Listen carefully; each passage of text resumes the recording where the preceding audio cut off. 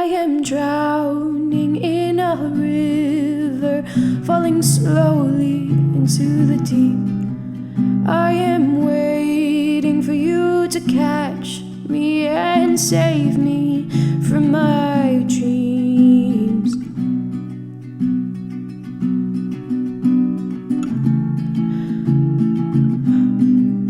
I am hoping for your arms to hold me and pull me out. I am patient, silent screaming, feel the echoes of this dream. Why am I always caught in a mad race with you, holding on, with you holding strong to me, eyes closed, breath held as I rot under the sea. Voice silenced, words unspoken as you breathe a life into me. Oh, I'm waiting on a life. I'm waiting on a life. Oh, I'm waiting on a life to save me.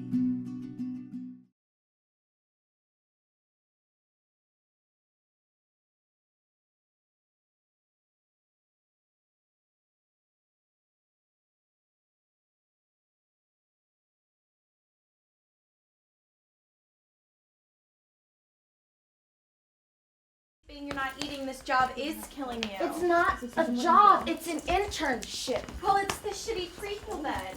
Do you even like advertising? I like the idea of consistent paychecks coming in. But where's your passion, your drive? I have the drive.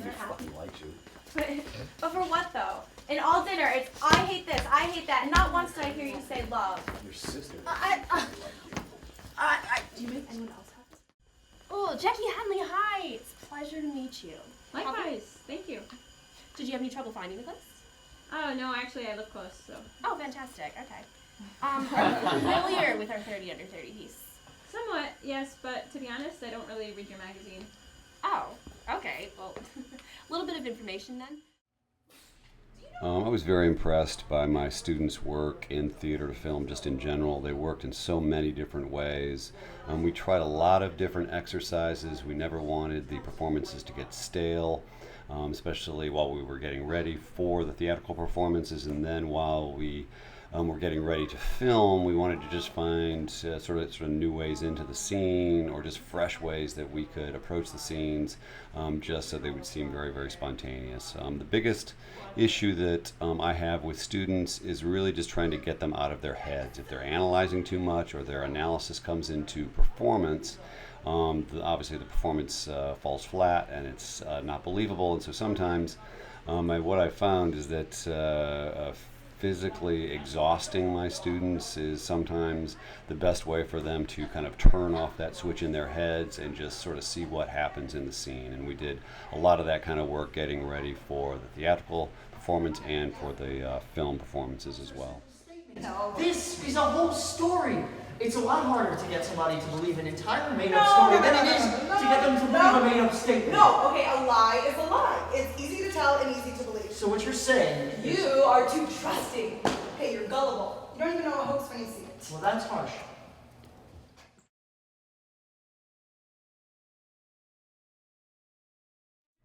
The characters of Cohen and Tom, these guys, they worked from a very, very physical place. So I would say physicality was really the key for us as far as them exploring their characters.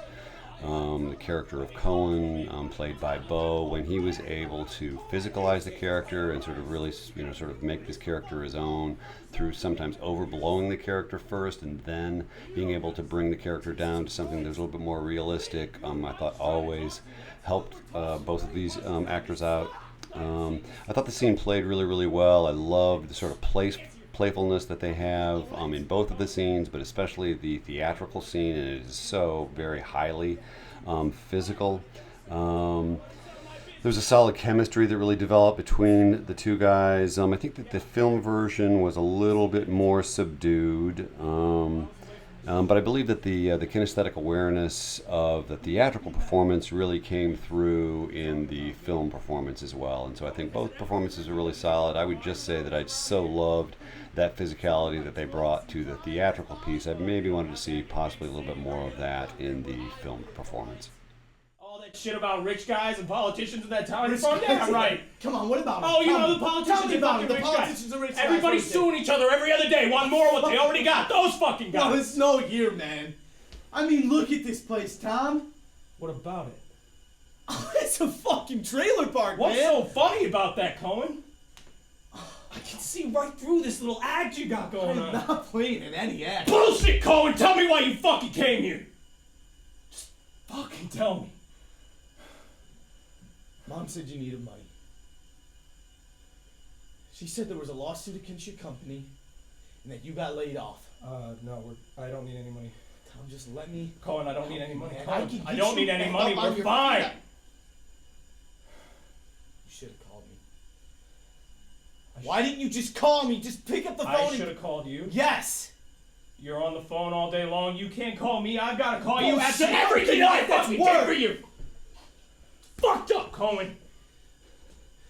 I'm sorry, all right? Wow, an apology. I didn't know. You didn't know. He didn't know. Of course you didn't know, Cohen. You can tell me about the weather, and you can tell me about your productions, and your shit on IMDb, but you can't tell me what's right in front of your damn face, Cohen. You act like this is the first time you've ever seen this place. Nothing's changed. Everything has changed. But I'm still right here, Cohen. It's the same place I've always been, and you know what? It's exactly where I want to be.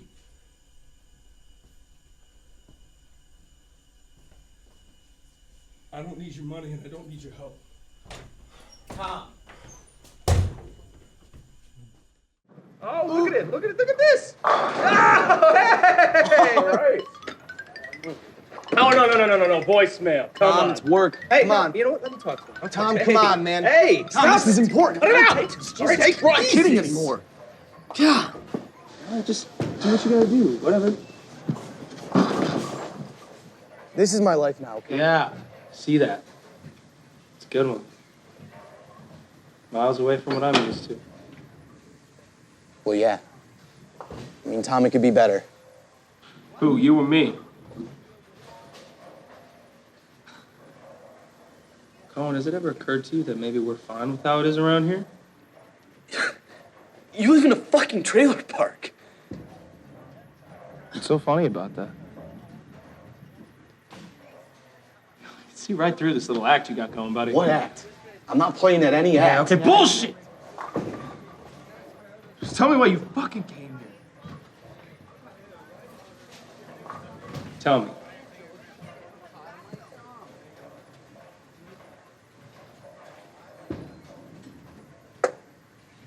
Mom said you needed money. She said that you lost your job, and that upper management took the buyout, and that the workers got their walking Yeah, orders. well, I don't need any money, Cohen, so. Hey, man, I can get you back up on your Cohen, I feet. You don't can need pay any me money, back. we're fine. Why didn't you just call me? Why didn't I call you? Yeah. Well, you're on the phone all day long, Mr. Big Shot. You can't call me. I gotta Come call on, you. man. No, After it's work. everything It's that not- I fucking did.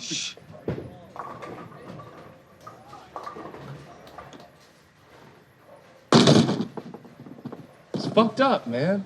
I'm sorry, okay? Wow, Hey, an I'm apology. sorry, Tom.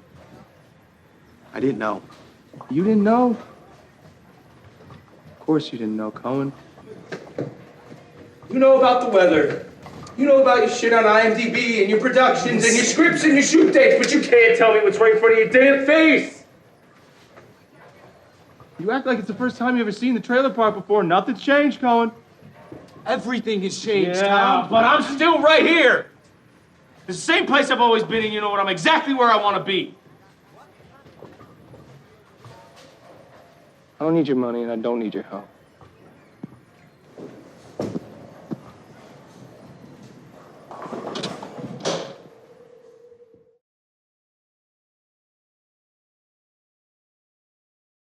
I wanted all my actors to make big physical choices for the theatrical performance so that their journey was going to be greater between theater and film. Almost, I don't want to say overblowing choices, but I really wanted them to explore just a larger physicality or just a larger performance style. I thought the person that came sort of the closest to this as far as what I wanted, what I was really looking for was the character of Val, played by Katie Maggart. She was always so just sort of physically in tune with the character, also making really huge, big choices that always made sense. Sometimes they did, sometimes they didn't. It didn't make any difference. She was really exploring the boundaries of her own physicality in theater and film, and I think that she's probably the best example of that. I think both of these characters, or both of these actors, really enjoyed improvising the scene. So we would do the scene a couple of times, and then if they discovered different things in the scene that just sort of happened out of the moment, they were both really good at playing off of one another, which is the beauty of film, especially. I mean, we can improvise a bit as far as theater is concerned, but with film, if we get the take down, then there's a freedom to just sort of try something else, whether it's going to work, whether it's not going to work. It doesn't make any difference because the scene's already in the can, and just kind of see what happens. Katie's physicality, she almost found a dance in places. She did that with the theatrical performance, and she also did that with the film performance as well. There were some really interesting movement choices that I started referring to those moments as Katie's dance, because she just came up with these what would seem sort of odd, absurd choices that really I thought worked for her. Also, it was interesting. Take a look at the difference between the theatrical performance and the film performance. There's something that's a little bit more congenial about the theater performance because that's the way that we rehearsed it. That's the way that we understood the scene. But then when we got into the filmed performance, it was falling a little bit flat, and I think that part of that was that maybe Katie was relying on that physicality that she had, and she felt maybe a little constrained by the fact that she had to take her choices down. We found a new avenue for the scene. I pulled her aside and I just said, hey, why don't we approach this from maybe a little bit more antagonistic point of view. He's talking about your life choices. He's talking, there's maybe a little bit more of a confrontation between the two of you, and possibly a little bit more of an antagonism. And Katie latched into that choice. She tried it, and that's basically the scene that you see on film, which I think that's sort of a really interesting. Two parallel scenes tried in two totally different ways, which and both of them worked. So that was great. Sounds like a rough morning. The worst. Right hand. Oh! I'm so sorry. Hang on, I have a red. There's a red. I'm sorry. Oh, did it get on you too? Oh, I'm so sorry. Go. Oh, okay. Really sorry. Office job. Maybe pouring coffee isn't your thing. Hey, Allison, it's April. I mean, Mrs. Dorn, I'm sorry. How's everything at the hospital? Good. I mean, bad. Yes, I'm doing your paperwork right away. I can get that to you. Okay. No, not a problem. All right, bye. I'm sorry about that. Could I get you a menu or anything? No, I don't think I'll stay long. I have a lot of work to do. A new job? Well, a first internship. Cool. That's all.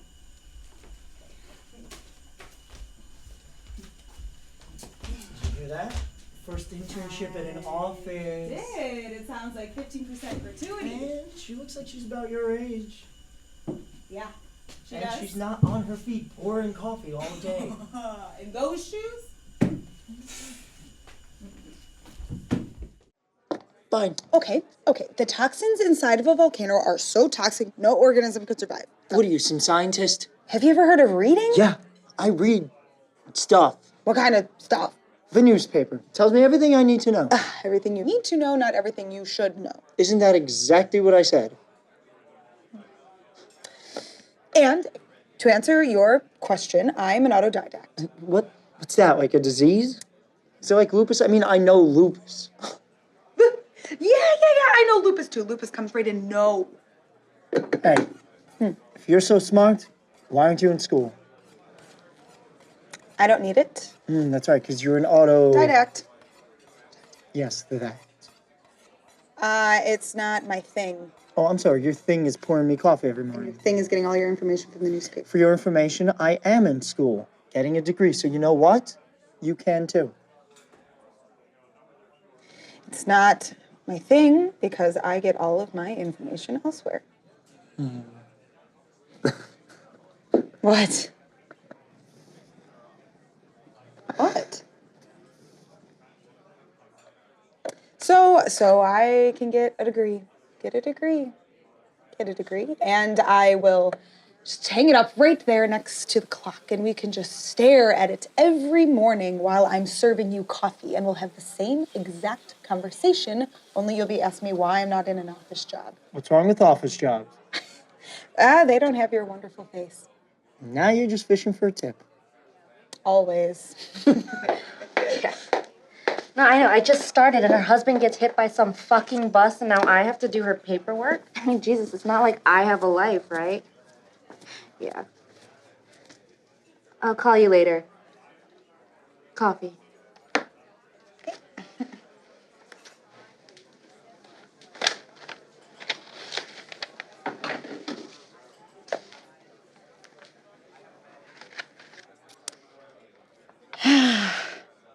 Rough morning? The worst.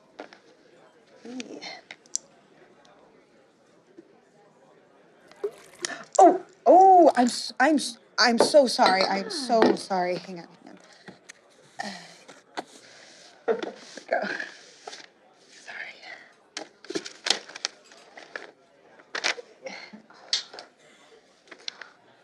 Office job. Allison, hi. Mrs. Dorn, right. How's everything at the hospital? Oh, right. Yes.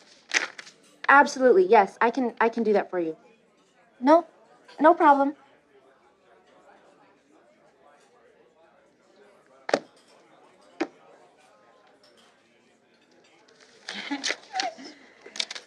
Could I get you a menu? No, I don't think I'll stay long. I have a lot of work to do. Oh. New job? Yes. You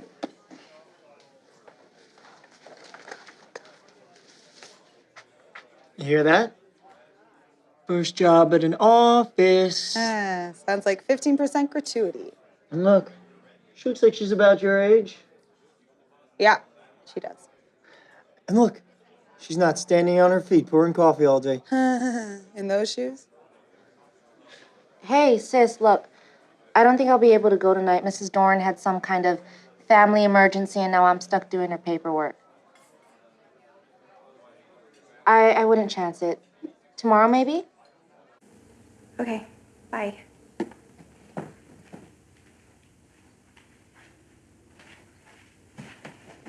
Hey, come help me unpack these.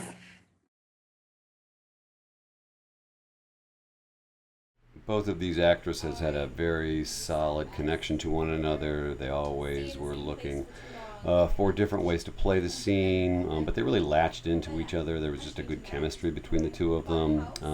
I think this scene played a bit better just because of the intimate nature of it, that it played better for film than it did for theater, but the theater piece, people really enjoyed this scene, and I really enjoyed this scene as well. I thought Jen's internal monologue came through very, very nicely in both. I think that it was possibly a little bit stronger in film, but it was pretty solid for the theater piece as well. Jen explored some physicality with her character in the theatrical performance, and we can kind of take a look at that and judge both of those or kind of compare them. I think Chris's performance, for the most part, stayed the same. Chris is an actress that really likes to work from an organic place. She's not going to venture out too far, of a choice, a larger choice that doesn't completely feel natural to her. And I think that a lot of the choices made sense that were a little bit more contained and also probably played better on film, sort of as a whole. Not that she had a bad theatrical performance, I just think that it played better for film. And I think that also, and compare this, that I think Chris was able to find more warmth in the filmed scene than she was in the theater scene, and maybe that's just because they've been living with these two characters for a long time, or with each other. But I really like that element of warmth; just gave her more levels to play. And I think also too, in comparing the two, I think that the bond between the two actresses grew greater over time, and so I think it was stronger for film. Oh, this is really good. Is this you? Yeah. Thanks. Wow. But anyway, I mean, you don't find that like stupid or ridiculous or? How's that stupid? Hoping for something great and then jumping at what you would assume is your ticket to Yeah, I know. It's dumb, it's naive. I know. I mean, maybe, but shit happens. You're allowed to hope. And if you're in a shitty situation, you're allowed to change it, so it's not shitty anymore. I probably just sound like a crazy person, and you don't even know me, and I'm just. I mean, I know you now. Thank you for talking with me. Oh, this was nice. Yeah. I should probably head out, but it was great talking to you. Oh, right. Oh, I'm so sorry. I'm keeping you. It's cool. Sophia. Sophia. I'm Lila. Lila. It's nice to meet you. Nice to meet you. Stay dope. Bird. Never stay in the same place for too long, kind of. Again, not a bad thing. Yeah, but I'm changing that. I bought a house and I'm settling down. Oh, congrats. Or not. Oh no! Yes, thank you. No, it's just overwhelming. Well, yeah. It's a new house. I'm assuming it's your first. It should be exciting. But it's just not what I imagined. what did you imagine? I'm taking a poll, I promise. Can I get this? Sure. I don't know, just not this. What were you looking for? I don't know. I thought that when I ran into it, it would hit me, but instead I just threw all my eggs in one basket the first chance I got, and that just sounds so stupid. Now that I hear it coming out of my mouth. It's not stupid. It's actually, I have the perfect song for this. Here, put these on.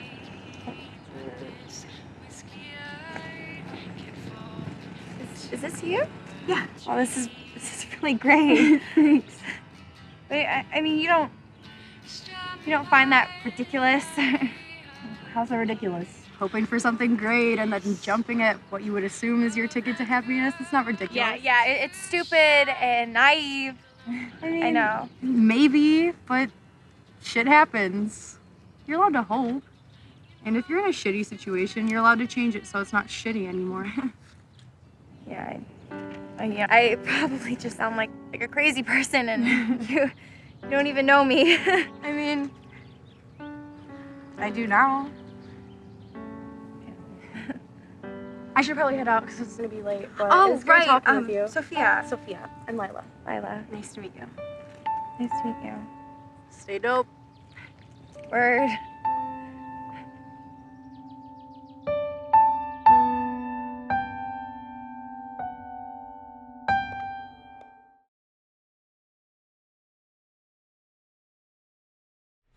This was the Max and Jackie scene. It was Lindsay and Marley playing these roles. Lindsay's performance theatrically I thought was very, very strong. She's a very strong actress. She is very physical, and I think her moving around the stage really helped her performance theatrically. And also, too, what I will say, too, and take a look at this, is that I think that Lindsay's ending was stronger for film than it was for the theatrical piece once she gets the information from Marley. So take a look at that.